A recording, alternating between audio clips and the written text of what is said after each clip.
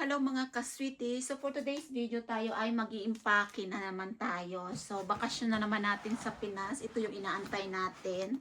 So ito naman yung yung pag nagbabakasyon, ito yung mahirap. Yung mag-impake. Ayusin yung mga dadalhin. So ayan, syempre, chocolate, mga pasalubong. So ayan. Nilalagay ko dito, siningit ko yung mga chocolate, sapatos to. Para sa aking pamangkin. So, unti-unti na tayong maglalagay sa box. Ay, sa mag-impact, Yan. Nilagyan ko pa ng plastic yung chocolate para baka kung mag-melt siya, hindi siya dumikit sa shoes. At least may plastic. In short, may protection, diba? So, ayan. Dapat may tali din. Matalik ko. Kulang ko itong anuhan. Ay, packing tape pala. So, kukuha muna tayo ng packing tape. So, ayan yung ganap. Yung phone nga pala natin nakakatuwa. Naku, dual. Ayan siya, nakakatuwa, dual. So, ito yung bagong new phone na iPhone 17. So, ayan, ang ganda. So, dual ang aking pagkuha na to. Diba? At least na-try natin. Kuha muna ako ng packing tape. So, dito tayo po.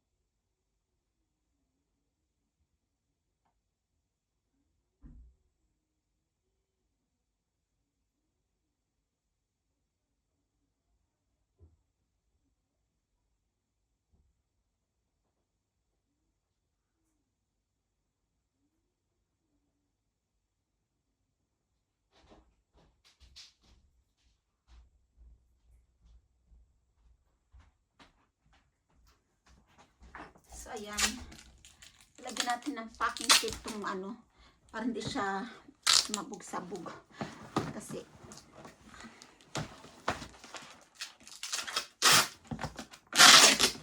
ganyan yung gawa ko. So, pag bakasyon namin every year, ito talaga yung, matrabaho. Okay, then travel. Sarap lang pakinggan yung travel, diba? Pero, stress yung mag-travel. So, ayan. Unti na tayong ito yung gawa ko. Kasi nakakalat dito. So, unti na natin iligpit. Chocolate. Alam nyo na, hindi yan mawala. So, lalagyan ko siguro yan yung mga damit. May mga damit ako dito na sisingit ko siya. Yung mga maliliit ni baby, bigay ko sa kanyang pinsan at yung ibang gagamitin niya doon.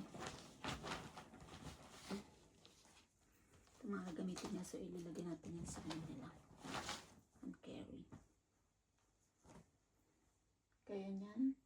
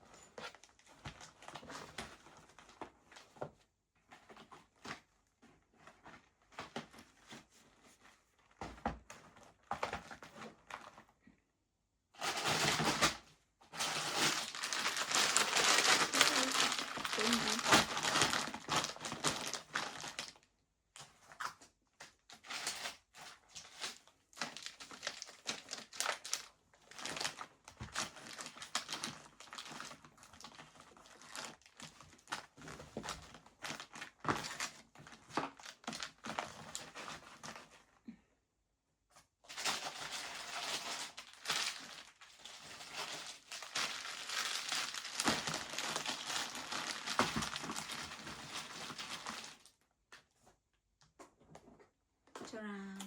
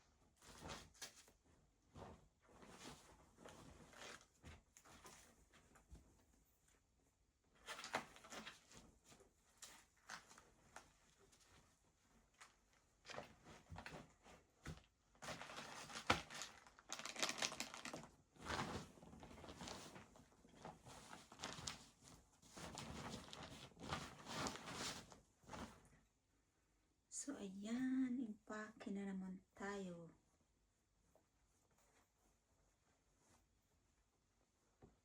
Unti-unti tayo mag-i-impake.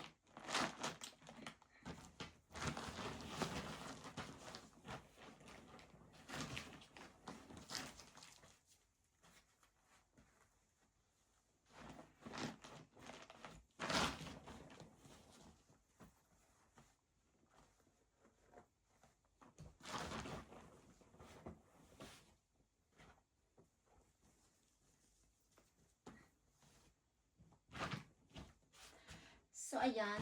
Ito muna yung ating video ngayon. Sa sunod naman yung iba kasi maghalongkat pa tayo. At yan, may mga gadget tayo. Binili ni Habi pang paano natin sa mga yan. Sisingit na rin natin dito. So, ayan. Thank you for watching. Abangan nyo yung mga next video ko or isasama-sama ko to or yan. Thank you for watching. Bye!